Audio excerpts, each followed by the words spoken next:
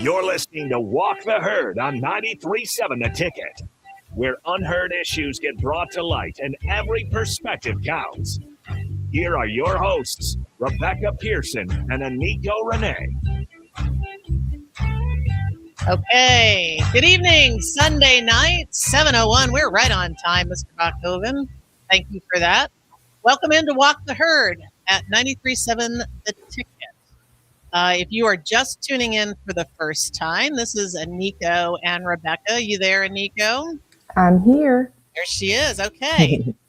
We are Walk the Herd. We've been doing this for about 4 months. And this show, if you haven't listened to us before, is about sharing unheard perspectives. And super excited to have a great guest in studio today, Mismiki Montgomery. Good evening, Mismiki. How are you? Hey, Rebecca, I'm well. How are you? Excellent, excellent. All right. Well, before we get into who Mismiki is, we are going to talk like we always do, Aniko. So what's going on with your football teams? Anything today?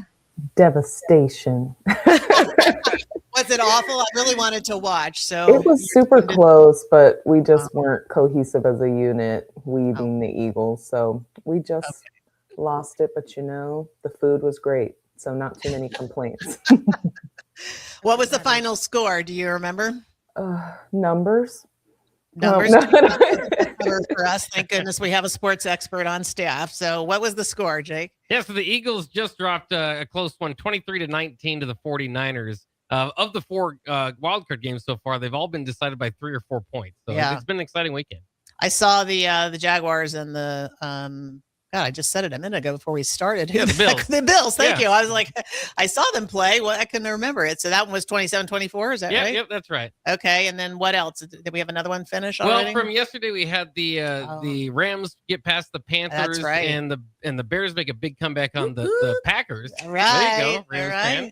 And Bears fan on the house. Yeah, and we got Patriots and Chargers this evening, and then Texas and Pittsburgh tomorrow night. So. Okay, all right. So for all you football fans, that's the quick rundown. And yes, so Aniko follows the Eagles. Wah wah. Mr. DP likes the Panthers. Wah wah. Okay, but the Bears, which Miss Mickey's family follows. Yep, they're doing all right. Yep. Okay, whether you like it or not, you're Bears. Okay, well that's how it goes. Once you're in the Montgomery family, you are a Bears. You're adopted. Yeah, absolutely. Exactly. All right. Well, that's the sum total of our sports conversation tonight. We're going to talk about some very cool, interesting perspectives. So you all know, if you're listening to this show from before, that we try to bring unique people on that have unique perspectives that maybe you haven't heard before, just as part of our education and raising awareness about anything and everything. We have covered the gamut on this show. So if you want to participate in this conversation, feel free to call in or text in at 402-464-5685, or you can drop a chat in our YouTube stream. And you can also see us or drop a chat in to our Facebook and our X stream. And then we're on channel 961 with Allo. And of course, we record all of these. So if you're listening to this and want to share it, you'll be able to do that right after the show. All right. Those are all the necessary items. Anything else you want to say, Aniko, before we get going here? I'm so excited to hear about Mismiki. I'm I'm looking forward to meeting you. I know. We're going to switch her on and let her roll. So Mismiki and I have had a chance to talk twice, and I can't keep up. I'm scribbling down as fast as I can as she's talking. What a super interesting life she has had. She's here in Lincoln. I'm going to let her give the real story, but let me give her formal introduction. Mismiki Montgomery. She is currently the early childhood curriculum coach and course instructor at the Ruth Staples Child Development Lab, which is at UNL in the Child, Youth, and Family Studies group. How'd I do? You did great. I got it? You did great. Good grief, that's a mouthful. It sure is. Yep. Oh my gosh. Yep. Do you have like an 8.5 by 11 business card to get all that on there? Yeah, I just go digital now. Yeah, all right. Yeah, forget that. Well, we're grateful that you chose to spend some time with us tonight, and we just had fabulous dinner at Blue Orchid. So shout out to Blue Orchid, unbelievable. So good. Yeah, very good. And I got to teach you something new in Lincoln, Yes. right? Because you've never been there. I texted the family. I said we got to go. Yeah. Okay. Blue Orchid is on the list for sure. Excellent. Well, we both have leftovers, so we're fat, dumb, and happy here, having eaten, and we're gonna have a great conversation. So, what I'd like to do is kick this off because I think if I switch you on and you just start telling us who you are, it's quite the story. Yes. And I think what we'd like to share is that you have so many unique perspectives because of how your life has transpired, and we all have stories about how our lives have transpired. You've had quite a lot of things that we talk about a lot that maybe a lot of people haven't experienced. And so that's why I think it's fun to have you here tonight. And you're willing to share your life story, which is always fun. So I'm going to get you going by just telling us a little bit about who you are. Okay. Well, I am a 52-year-old woman of color. And when I say that, I mean of many colors. I'm a mixed woman, very light-skinned, puffy Afro hair. You could catch me on a good day with a different hair color or hairstyle, and I absolutely love that, whether it's braids or whether it's a crochet or whether it's me, sporting the fro today. My looking good. Yeah, thank you. My mother is white, beautiful white woman from Iowa, and strong advocate. My father was Native. He has passed on.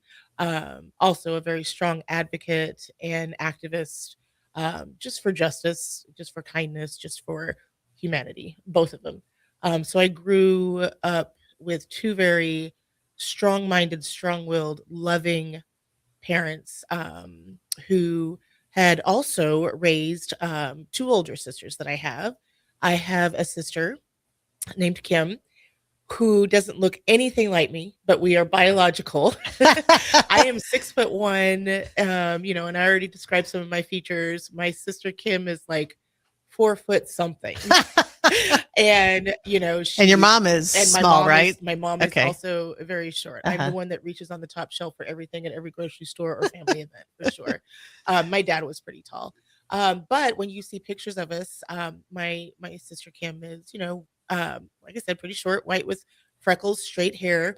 She does have Down syndrome, but it does not have her. She's very independent, lives on her own and works on her own and has her own opinion and her own thoughts and, has her own abilities rather than focusing on what people call disabilities. But my sister doesn't have anything dis about her. Mm-hmm. And then I have another older sister, Lisa, who is Omaha native, and she lives in Oklahoma City. And she's 10 years older than me. Kim is 5 years older than me, and I am the baby. Okay. And your dad's Choctaw? My dad is Choctaw Native. Yeah. Yes. Okay. And as I told you earlier, my dad taught me years ago, he is not Native American. Mm-hmm. He is Native. Yeah. American was a name that was assigned to tribes after the country was, quote unquote, founded and called America. And so he taught me that the proper term to call us folks who are natives, not Native Americans. Yeah. That's a good perspective right there. And I've been wanting to have some Native people on because it's very new to me, even though I'm in America, and certainly it's our heritage. But being in Nebraska, which I've only been here for 5 years, right, we're very exposed to the Native population. Well, so it's also not something where the genuine truth about Native history has been taught. In our public school systems. And so, there are truths that are definitely still out there that, everybody could be educated on when it comes to that. Right. Mm-hmm. Okay. All right. Well, keep going. All right. Let's see. What's next? Okay. Well, that was the family. That was the family. Right. Oh, that was my, okay. So then I'm also married. My husband, Malvern Montgomery, we've been married for over 25 years, and we have 4 beautiful boys. My oldest son, Darian, who is married and has my first grandchild. Woo! So shout out to Darian and Maddie and Jackson if you guys are listening tonight. I know you're busy. And then I have another boy. We did have a daughter in between Darian and my second son. She passed away when she was 6 weeks old. So We do have a girl. Mhm. She's just up there watching down, Right. and Keep an eye on yeah, you. she's got my back up there while Yep. I'm down here trying to take care of everything else. And then my son Isaac, who just finished his last year as the captain of the University of Central Missouri football team, Warrensburg, Missouri. Okay. Go Mules, and he will be graduating with his business administration degree this May. Right. Then I have my son Malcolm, who just graduated from high school here in Lincoln, and is going into construction. And then I have our youngest son, the baby boy, 14, who will be going to high school next year. I can't believe it. We're almost going to be empty nesters. Wow. Yeah, and so that's my immediate family at home. And your youngest plays basketball? My youngest plays basketball and track. He Okay. loves both, absolutely loves basketball. And he found his passion for track last year, pole vaulting. Absolutely loves Pole it. vaulting. Wants to go further with it. Yeah, Wow. he'll be attending Lincoln High School next year. Is he tall? He is. Mhm. All of my boys are tall. Is your husband tall? He is not. Okay. How tall is the husband? I see. You know what? That's so funny though, because like my whole life, 6'1". I always Right. dated, basketball players, Yes, guys that are taller yes. than me. He's only about 2 inches shorter than me, Okay. so it's not that much, All right. But it's funny though, because he used to joke when we were younger that when we take family pictures when the boys are older, it's gonna look like an inverted V with him in the middle. It's pretty much looking like that right now. Okay. All right. Well, that's okay. And is your husband is black or native? Yes. Mix? My Okay. husband is Mhm. black, from Chicago, Illinois. Okay. Also raised in Arkansas. He is the manager and has been the manager. At one time was the youngest and only black manager for the Graham Tire Company here in Oh, Lincoln, okay, in sure. the Midwest. And yeah, he manages the Graham Tire Company out there on 14th and Old Cheney. He does. Yes, he Okay. does. Well, So- Graham Tire's a sponsor here, so Mhm. shout out to them. Yes. Thank and you for he is that. an avid listener. Of the Excellent. 7 ticket. Avid. Okay, good. Yeah. All right. Well, okay. So now we have the family you grew up with Mhm. and your current family. Mhm. What was your life like growing up with that family? What did your dad do? What was your mom do? Confusing. Yes. Where did Very you confusing. live? All those kinds of other things. So I was born in New Jersey. Mhm. So before I was 2 years old, I lived in New Jersey and New York. My parents did divorce when I was 2. And so went back and forth between, mom and dad, my sisters and I for a while there. My oldest sister ended up living with my dad, and living in Oklahoma, and just being there as far as her homestead, and had that really close relationship with my dad, where me and my other sister Kim, we moved around with my mom. And at one point at age 7, I moved to England. Mm. My sisters and I all moved to England. And I lived there for about 4.5 years before my dad said that he wanted us to come back and live with him for a while here in the States. So at age 11, my sister Kim and I moved back and started living with my dad in the States, in Kansas. And he was a minister, he was a pastor. So he moved around quite a bit. And then we finally ended up in Independence, Kansas, where I said, Dad, can I please just stop and go to high school and, stop Right. moving and just kind of settle for a little bit until I can graduate. And he told his assignments supervisor that he wanted to stay in Independence, Kansas till I graduated. That's exactly what he did. And so I was able to kind of stabilize a little bit before I eventually ended up moving up here to Lincoln, Nebraska in 92, 93, I Mhm. think. And why Lincoln? How did you get- My mother and my stepdad had worked, or they moved to Grand Island. Mhm. And my mother ended up being the director of citizen advocacy, which is a business that advocates for adults with different abilities. Mm. I say different, I don't like this. Yes. And my stepdad worked for Mid Plains, where he was a director of a program that helped troubled teen and tween youth. Okay. Again, very Hmm. strong Yes. parental units. Even Yes. my stepdad, just very much so advocating for others, not necessarily just less fortunate, but Mhm. others who needed different perspectives on the strengths that they had within. Yeah. Mhm. It's interesting because I assume, and you're not even really done. So you get here to I know. Lincoln. Yeah. So keep on going. Then we'll come back to how a lot of these things may have shaped your view of the world, because there's a theme already. There is, and I mean the theme is, I don't know if back in the day there was a brand, and the brand name is escaping me now, but it was an African American bin. Was it Benetton? I want to say it was Benetton. Could have been, yeah.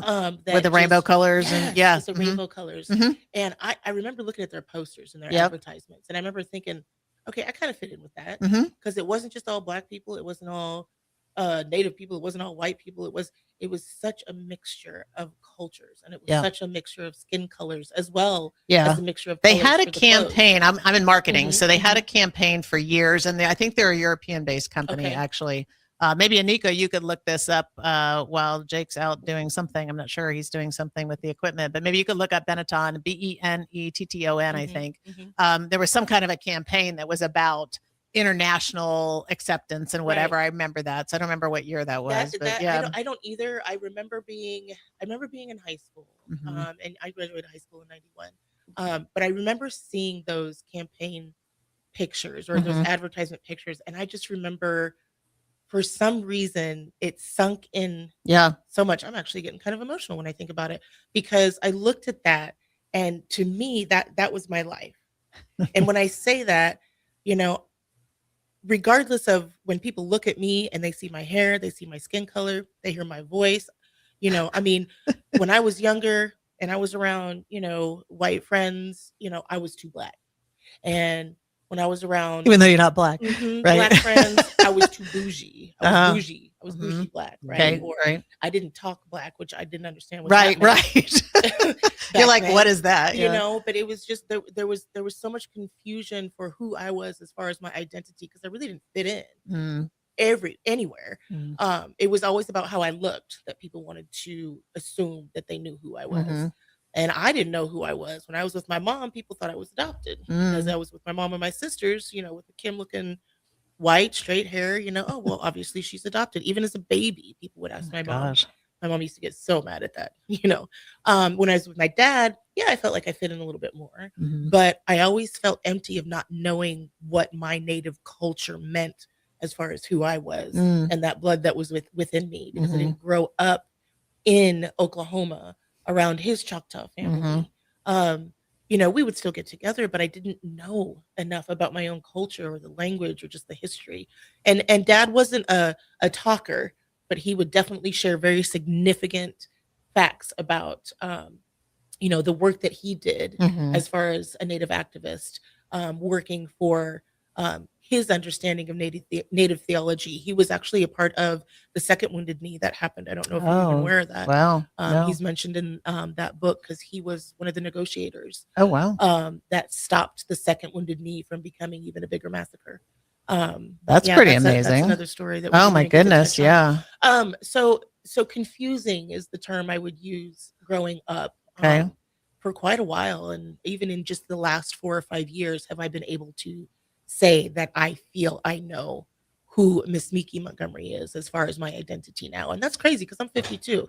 So the last 5 years, I'm really now able to say, yes, I identify more with being Black than I do anything else. Yeah. Isn't Yeah, that interesting? it is. And Yeah. we'll talk about, early childhood impacts that we have, and you've Yeah. had quite a few. Let's go to you arrive in Lincoln. Mhm. At what age do you arrive in Lincoln? Let's see. I arrived in Lincoln. Oh gosh, I don't know if you were here back in the decadence age. Oh of the no, I've 70s. only been here 5 years, so it wasn't so here. that was a club back Okay. then. But I was living in Hastings, Nebraska at first, and I started to attempt community college up there. I arrived in Lincoln when let's see, Darian was born in 1997. So I was here in 96 when I actually got an apartment. And I used to travel back and forth. We used to come down and hang out, but I started living here in 96. And Mhm. I didn't really have much of a path. I just knew I wanted to be down here and I needed to be in a bigger city where I just felt more accepted, Huh. I guess. Even though I was still searching for that feeling of real acceptance everywhere I Yeah. went. It's all relative though, All of it. right? Absolutely. Mhm. And then a year later, I had my my oldest son, and that's when my life really took a turn. As far as well, Aniko, you might know this. I found out you had an 11-year-old. There's just a different light that lights up within you after having a child, and I became more Absolutely. serious about pursuing a career in early childhood education. I've always loved children. I've always loved working with children. I've always been fascinated with the innocence of children. Mm. I've always been fascinated with the development, like, the neuroscience development of children, not just the physical development of children, but then also how their first 5 years of life really impacts who they are and who they become for the rest of their lives. Yeah. And so I started going back to school. I got my degree at Southeast Community College. I was pregnant with my daughter during that time, and so it was difficult. I took a semester off. She did pass. And then I got back to school, and I ended up transferring to UNL and getting my inclusive early childhood education degree.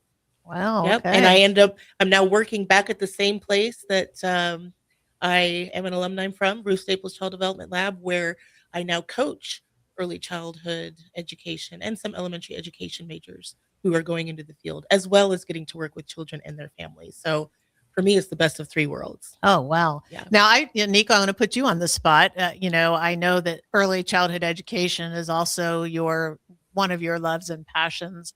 What was it for you that turned you on about wanting to learn more about that and getting involved? I think we all forget that there's like a little us inside still, that we're kind of reparenting ourselves through adulthood.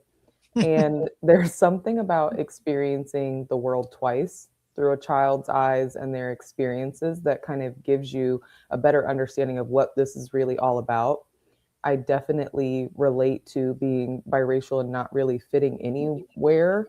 So having the ability, the information, and the know-how to make a place for said children or any child, that's the beautiful thing, healing them while healing us. Yes. I love that.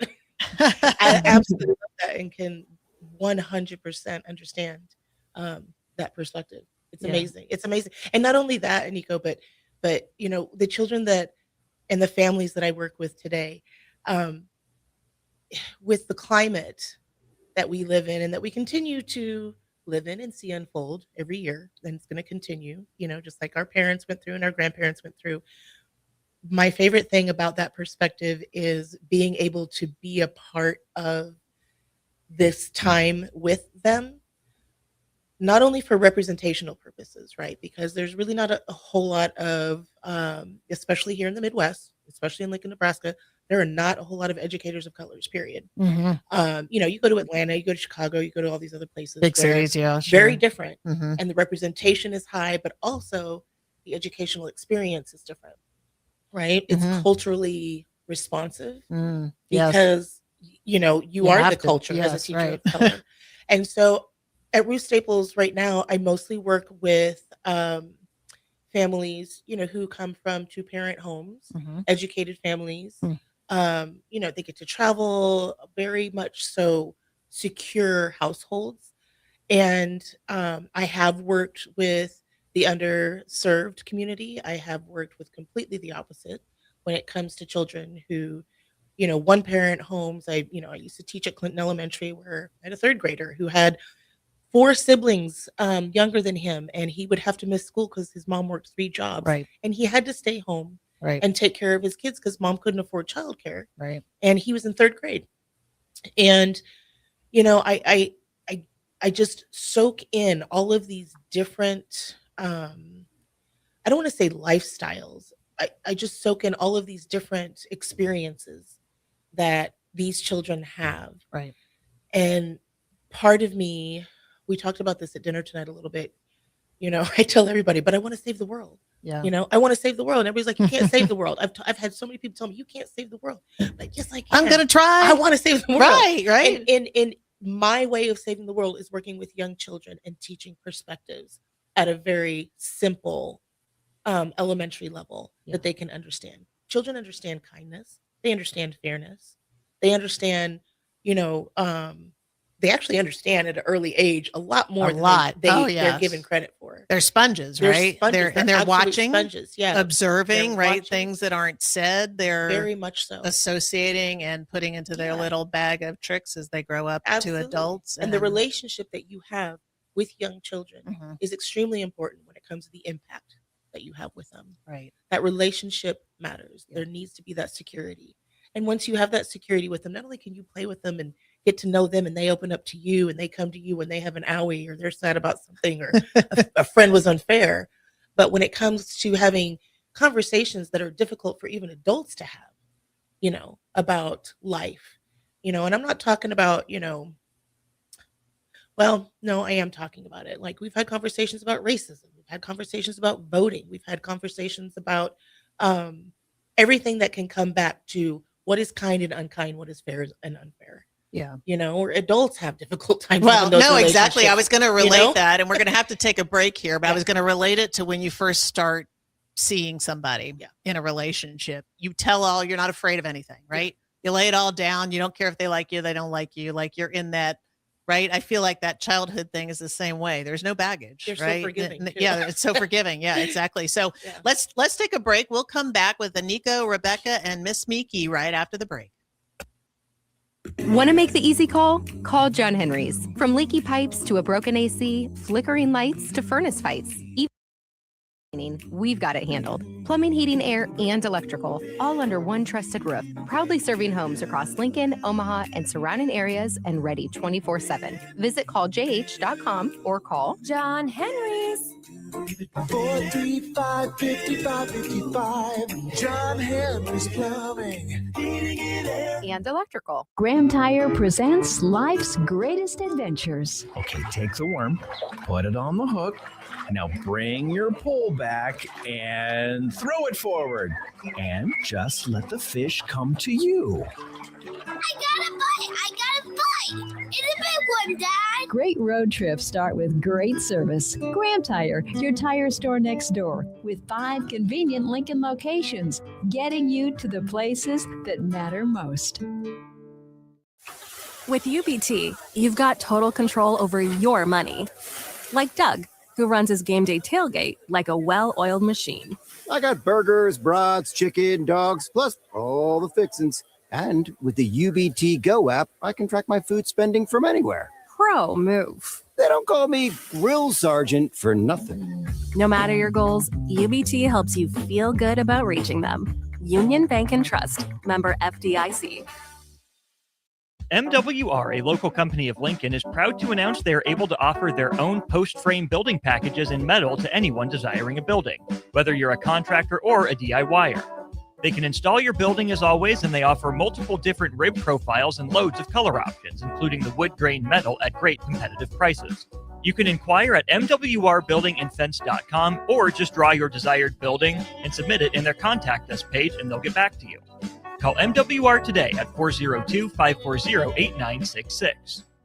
Back Nine Golf in South Lincoln is the premier indoor golf experience in the state. The weather in the winter months is cold, windy, and as unpredictable as a tee shot on the 450-yard par 4. With top-of-the-line full-swing simulators and a PGA teaching professional, Back Nine Golf is there to help you improve your game and lower your score. Back Nine Golf is open to the public with 24/7 access for members. Learn about Back Nine's variety of memberships today and see the facility for yourself at 7501 South 15th Street in Lincoln, just south of 14th and Pine Lake Road. Back Nine Golf, your premier indoor golf and events destination.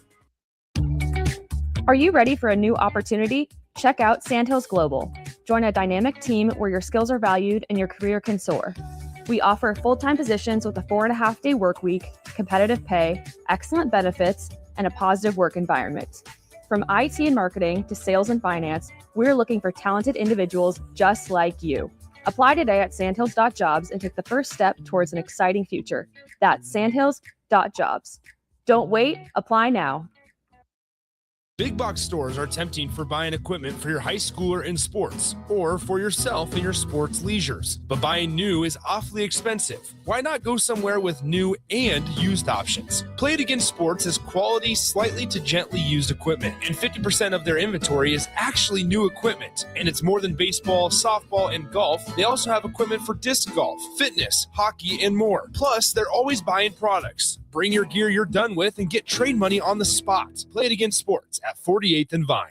Select Plumbing and Utility has been serving Lincoln and the surrounding area for 14 years, and they're not slowing down. Select Plumbing and Utility handles all your plumbing needs, from faucets and water heaters to full renovations, and they can even help with your heating and cooling needs. They're also Lincoln's underground experts, repairing and replacing broken underground water and sewer lines since day one. Contact Select Plumbing and Utility today at 402-560-6197, assuring excellence in every situation, opportunity, and challenge. That's 402-560-6197.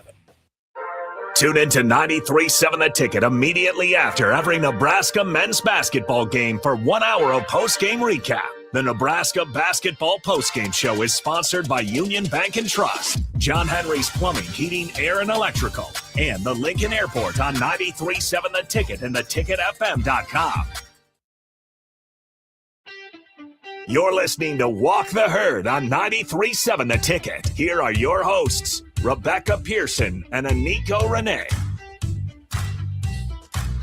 Welcome back to Walk the Herd with Aniko, Renee, and Mismiki. What an interesting conversation we are having about perspectives and Mismiki's life, which is just really teeing up a lot of conversations about how we all grow up and become adults. Reparenting. Great point you made, Aniko, there about just, doing it a second time around. Yeah. Reparenting yourself, right, as you're parenting your child. And Aniko's child, yes, he's my grandson, but he's very special. So she's done an amazing job. And he's been here with the microphone and the headset on. Nice. So's Aniko, yes. And they both take to it like a fish does to water. But, one of the reasons that I thought it'd be fun to have you on here is because you've had so much experience for, I'm going to say, non-traditional situations, all packed into one life. Yep. And when that happens, we all have our own experiences, but you have a lot that a lot of us maybe haven't heard about. And so what sits on my mind is, how did that shape you to who you are today? And then what are you seeing in the youth of tomorrow?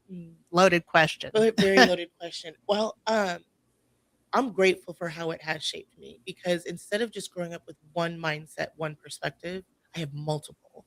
And when I say that, I do try to see things from a Native perspective, an African American perspective, a white perspective. And then because of that DNA in my blood, I'm drawn to seeing perspectives from anyone and everyone, no matter who you are, not even just ethnicity and race, but ability, right? Different abilities. Right. My favorite children to work with are the children who are misunderstood. Children who would be labeled as having behavior problems or issues, right? Yes. No, that child's trying to tell you something. Yeah. They're being misunderstood about something, and somebody maybe has not figured it out yet. And the first way to get that child to feel comfortable with you is to create a secure relationship with that child and let them know they are just as loved, just as capable, just as worthy as any other child on this planet to succeed and move forward, regardless of their situations that they have been through, which I'm never going to understand, because I can't be you your first 5 years of life. I can't be Aniko her first 5 years of life. Nobody can be me my first 5 years of life. And then 10, and then 15, and 20. All of our individual situations are what shapes us. All of our individual experiences, our parents, our grandparents, our home environments, our education or lack thereof, our finances or lack thereof, needs being met or lack thereof. All of that shapes who we are when it comes to mindset. So when people ask me, who am I can stick my chest out with confidence, say I'm Mismiki Montgomery.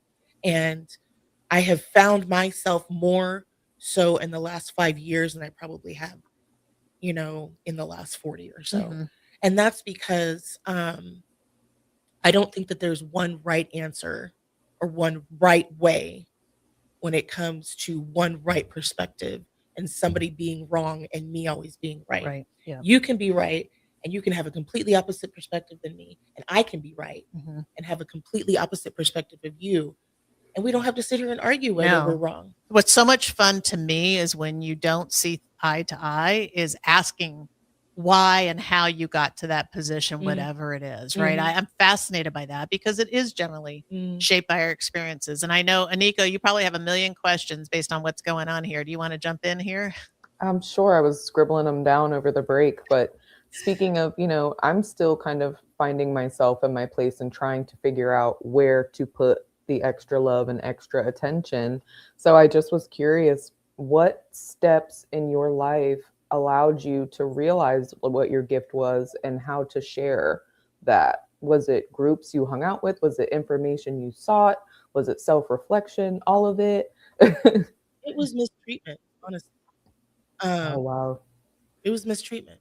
I have my whole life been a very emotional person. And when I say emotions, I mean, I don't have enough sleeves to wear them on. And I had such this intense reaction to unfairness when it came to me personally, right? And so when I know that I'm trying to be my best self, when I know that I'm trying to be accepting of everybody, and when I know that I'm also trying to be giving of myself to others, and I'm trusting what I'm giving to others who I feel like is going to take what I give them and nurture it and love it and take good care of it, and then they don't, and then you either end up, getting stabbed in the back, or you end up getting heartbroken, or you end up any of those feelings of just not even disappointment, but just, pain of not being accepted for who you are. For a very long time, Aniko, I struggled with that. If I had a friend who I would fight with or argue with over something, and it was a very, very, very close friend of mine, so because I love deeply too, I'm not afraid to say that. I would be deeply hurt if that friend would cut me off because they were mad at me about something that was caused by them or a disagreement that that somebody felt so intense about that they just felt like the friendship or the relationship couldn't continue. Or I went through a lot of those feelings and a lot of those emotions and a lot of those times that were traumatic for me. And I was telling your mom earlier, this is like trauma can be measured as far as experiences between one or another. If we put it in the early childhood perspective, you got a 2-year-old who maybe has been home for the first 2 years of their life, then they go to childcare and they're separated from their mom and their dad, and they've never been separated from them before. That's pretty traumatic for that 2-year-old, right? Then you got a 2-year-old who, whose little sister or big sister pulls her under the bed because there was a drive-by shooting and she has no idea what's going on, but there's bullets riddling through the house. And by the way, this happened to a kindergartner of mine right here in Lincoln years ago. And, comes out thinking, oh, this is just normal. This is my life. And then that trauma hits them later on.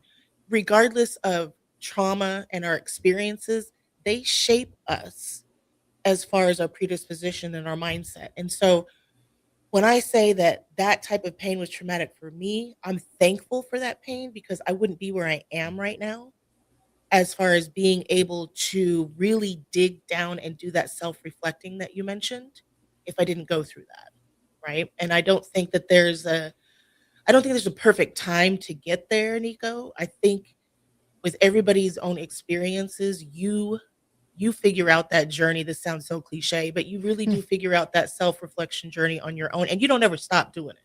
You don't ever stop self-reflecting. But I do feel like you get to a point where there's just kind of this aha moment where you feel so comfortable in the skin you're in that nobody can touch you and hurt you in the way that you allowed them to before. And I feel like that's where I'm at, but everybody's different, it's your own individual journey, and some things that bothered me will not bother the next person. And so that's why it doesn't matter if we agree or disagree with one person or not. I'm not you, they're not me. Yeah, we argue. This world right now is just arguing, well, this is the right way, this is the wrong way. Well, you should do this, or you should do this, you should like that. It doesn't even really matter to me anymore. It's a waste of time, and it's a waste of breath, it's a waste of energy. And our kids are growing up. You talked about the future generation. Our kids are growing up watching people just fight with each other. Because they're not the same person as, the person who's fighting with them wants them to be. Right. Right. I mean, it's such I'm sure you're being affected by what Mismiki is saying, Aniko. Oh, absolutely. I'm fighting all the big emotions myself. Do you want to follow up? It's so hard to get to a place where you choose you and stop looking to other people to choose you. Establishing, like you said, that worth, the self-reflection, and the ability to step outside of yourself and realize it's not about you. That is such a pivotal turnaround once you're able to really peel back the curtain and say okay, so I went through these things for a reason. How can I save the world? How do I prevent others from feeling so misunderstood? And how do I save them some steps is what it sounds like. How do I save them some of the mountains that I had to climb? And you might not be able to. Yeah. You might not be able to, but what you can do is tell them your experience. Right? Absolutely. So become that role model. That's where we become that option, standing in front of somebody else who's saying that they don't know how to do it themselves. Because Aniko, you're doing that right now just by saying that this has been your journey. That makes sense. It definitely does. And I think, at a certain point we have to stop waiting for permission and just be. Amen, sister. It takes some time to get there. Yeah. And if you didn't go through the bad things, you wouldn't know what it is that you have to grow through. Yeah. We're here in studio with Mismiki Montgomery. We're talking about perspectives from all of our different journeys, frankly, and why and how it's so important for the early childhood experience. Because for the good stuff, we want to instill that in our youth. And for the bad stuff, we don't want that anymore. And we don't want to systemically transfer things to this generation that as adults we have all learned that we shouldn't be doing. And yet parents are so influential and they pass things down that they don't necessarily intend to. So since this is your life and you train people to cultivate children from 0 to 5, what are some of the most important messages? You got 3 minutes till we take our next break. So give us a couple of nuggets. I think the one thing that I love to share the most or do the most is teach a young child how to process their feelings and their emotions. Okay. As young children, when I was a young child, and I don't remember all my daycare, childcare experiences. I do remember my mom teaching me how to be okay to feel my emotions and what to do with those emotions. My dad, sorry, men, but not really a strong point that a lot of men have when it comes systemically we don't allow it. But right? Even when I was a young mother, I instilled those types of mindsets into my boys too, because I thought, well, no, this is how it's supposed to be, especially, a Black family, my boys got to be strong. They're going to grow up. They're going to deal with this, blah, blah, blah. When we learn, or as parents or as teachers, when we teach children, young children, how to process their emotions. And when I say process, I mean identify what the emotion is, what caused the emotion, how's it making you feel in your body? It's either anxiety in your stomach, it's either a headache, it's either anger, and you get red, all of those things that come to being mindfully aware of what your emotions are, then how to calm those emotions or how to manage those emotions. It's not going to happen straight away for some. For some, take deep breaths, they calm down. Then you're able to talk about what you can do to take steps to solve the conflict that even caused those emotions in the first place, right? We do a lot of that at the lab school. So emotional development is what's standing. Yeah. Social emotional development is what we focus on a lot at the lab. Yes. And in turn, those young children end up teaching their parents some of these tools and some of these ways to manage their feelings and their emotions too. And a lot of parents will come to us and say, I can't believe it. He got so upset, but he took 2 or 3 deep breaths and then he told me how he felt and then he was okay. We need a cadre of 5-year-olds to, come into the current world that we're living in and give us a reverse lesson. What do you think, Aniko? I think behaviors are symptoms. And I think that's exactly what it takes, is identifying the why and teaching them that it's not wrong. It just is. Yeah, exactly. And the coping skills, I think a lot of adults, like you said, could benefit from those because it's overwhelming. It's all overwhelming, and that's the goal. So start earlier generations. Oh, sorry, I didn't mean to cut you off. Oh, no, I was done. You're good. Yeah, I was going to say earlier generations, like my generation, I'm older than both of you. Emotions were not what we talked about, right? Suck it up. Pull your bootstraps up. And that certainly has been transferred down. So we will take a break. We'll come back with Mismiki Montgomery. She is, I'm going to give it here, early childhood curriculum coach and course instructor at the Ruth Staples Child Development Lab at UNL. We'll be right back. Winter is just around the corner. Is your vehicle ready? Don't get left out in the cold. At A1 Automotive, we prep your car for whatever winter throws your way here in Nebraska. For battery checks, for brake inspections, tires, heaters, whatever your car needs to keep you and your family safe on the road, we've got you covered. A1 Automotive, always honest answers. In a world where Wi-Fi battles rage and bandwidth is never enough, one family dares to connect it all. Work from home, influence all day, stream all night, and game to win. Deadlines, downloads, and dance-offs, all happening under one roof, flawlessly. Can your internet provider do that? Fiber fuel your household at allofiber.com/all-in. Mike, I've been thinking our house could really use a makeover. How about new siding? I've been thinking the same thing. Have you heard of James Hardy? Yes. Sarah down the street had Roofing Service Company install James Hardy siding on their home, and they love it. Roofing Service Company does have great reviews. They took her through the design process and made everything super easy. Roofing Service Company offers expert design and installation. Couple that with James Hardy's durable products and variety of colors, you and your family will love your exterior remodel. Just visit roofingservicecompany.com. That's roofingservicecompany.com. Hey there, this is Paul Scheel, owner of High Electric.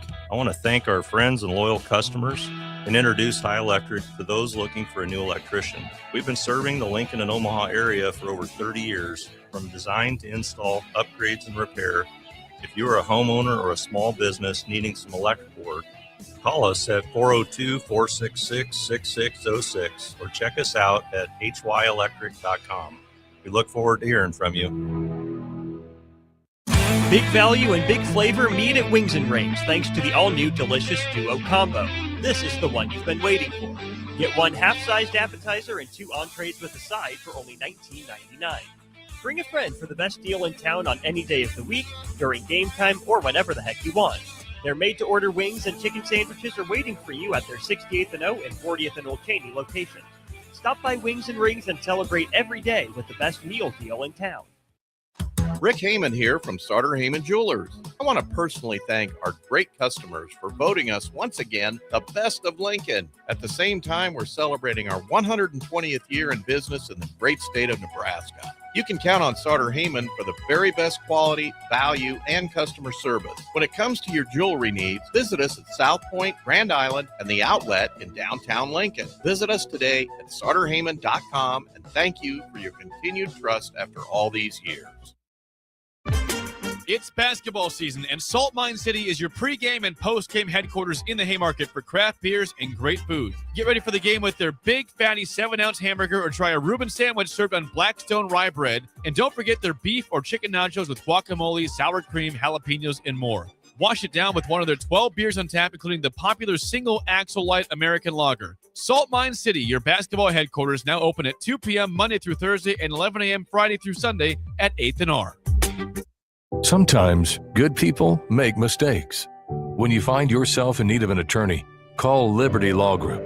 The attorneys at Liberty Law Group will defend you in court and protect your freedom to get you the best possible outcome and the justice you deserve. Trust your freedom to Liberty Law Group, the best criminal attorneys in Nebraska and Iowa. Call them today at 877-404-5238. That's 877-404-5238. Or check them out online at libertylawgroup.com. If one of the things running through your mind as a business owner is the recurring worry of possible cyber attacks, you can let out a sigh of relief. Hamilton Business Technologies has you covered. As the official business IT partner of the Huskers, we offer real-time threat monitoring, advanced security protocols, and more to keep your data safe from harm. We care about the success of Nebraska businesses and communities like yours. Learn how we can help you at hamiltonisbusiness.com. Bauer Underground has been serving local contractors and utility contractors all across the state since 1997. When you see the black and white trucks, you know that the best workers in the business have arrived. Bauer is currently looking for equipment operators, laborers, diesel mechanics, and aerial linemen.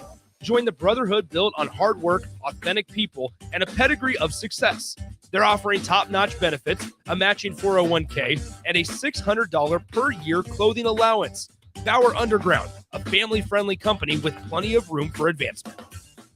Ticket listeners know a dream team when they see one. At Applied Connective, we've been in the game for 20 years and have developed a team of world-class leaders in all things IT. From cybersecurity and Microsoft products to physical security, audio-video, infrastructure, business phone systems, and anything in between. We'll help you leverage technology to become your most secure, efficient, and profitable. Head to our website to check out real reviews and testimonials and sign up for a free tech consultation. We can show you where you might be vulnerable, inefficient, or overspending. It's a game changer, and it's totally free.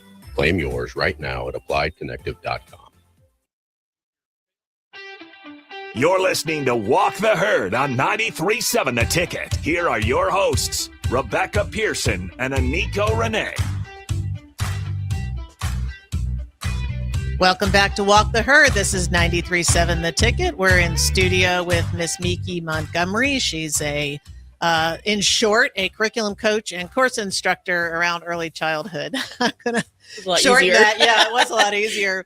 And we're having a great conversation. Lots of interesting perspectives, I think, on children and behaviors and adults. You know, it's hard for me not to gravitate to the adults because we're living in the world. I live in the world of adults because I don't have young children, but we have all kinds of listeners here. And if you are listening, don't forget you can text in or call in. And if you're listening to this on the recording, then drop us a note in the chat. We'll still get it. So our number is 402-464-5685. All right, we've got just a couple of minutes to try to wrap and prepare for another session with Miss Miki somewhere down the road here because there's too many great things to talk about. With such a fascinating life. But you had mentioned to me about cultures of cities and states and parenting. And, you know, I'm asking you to kind of give the alternative point of view, maybe to raising children. Like that triggered something that I thought was very interesting about you do it differently in different places or you have to adapt. So share with the audience what you were saying there. So what I mean by that is that, you know, when you just even think of the United States, right? I mean, if we're just talking about one country, yes, because we could talk about globally, we could, yes, right? So Pandora's box. Yeah, absolutely. For example, you know, if I were to work in the same program that I work at here at UNL and I were in Atlanta, it would be an entire different experience because there's more families of color in Atlanta. There's more diversity and adversity in Atlanta. Okay.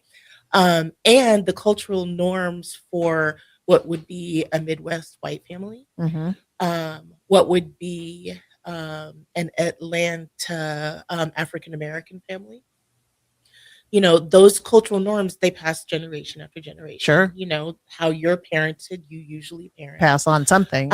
You know, and then we also talked about the difference between just, oh gosh, what was the word we used? It wasn't experiences for the different cultural norms for families, but just, the different ways of parenting and the expectations for raising a child to be ready for the world that they're going to live in, right? Right. Okay. And the world they're going out to, at least initially, may be different. Right. Okay. Because as I'm raising my boys, you know, in this country where, you know, we've got the George Floyd protest happening. And mind you, that was just one that was recorded and, you know, put on social media and blew up to what it did to the point where it sparked the Black Lives Matter protests and so on and so forth, right? Where it's been happening for years, right?